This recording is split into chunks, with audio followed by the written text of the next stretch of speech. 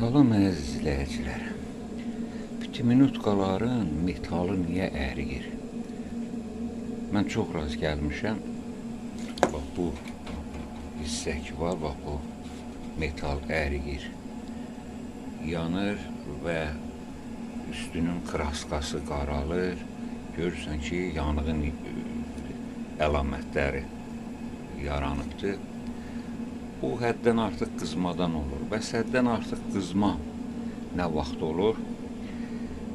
Əvvəla çox adam simistitil deyilən yerdən suyun temperaturunu tənzimləmək istəyirlər. Soyuqdur, biraz soyuq suyu azaldırlar, istidir, soyuq suyu artırırlar və nəticədə bu düzgün olmayan bu hərəkət möhkəm, həddindən artıq qızmaya səbəb olur, suyun qızmasına. Onun nəticəsində də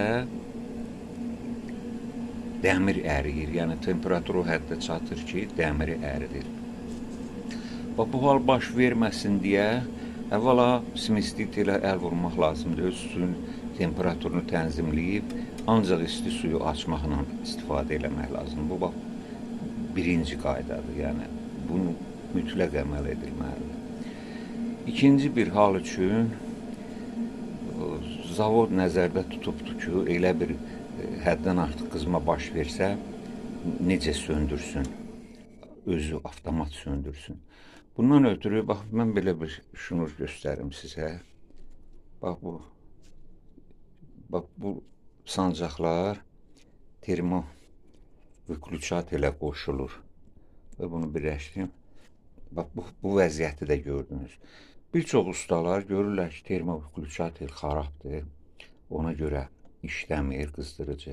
Götürürlər, bunu belə birləşdirirlər. Bax, bu böyük səhvdir. Nəticədə o möhkəm qızma zamanı, həddən artıq qızma zamanı söndürə bilmir, cihaz özünü söndürə bilmir və o temperaturdan o dəmirlər, metallar əriyir. Bu vacib bir xəbərdarlıqdır. Mən bunu borc bildim özümə, sizə başa salım. Sağ olun, sağlıqla qalın.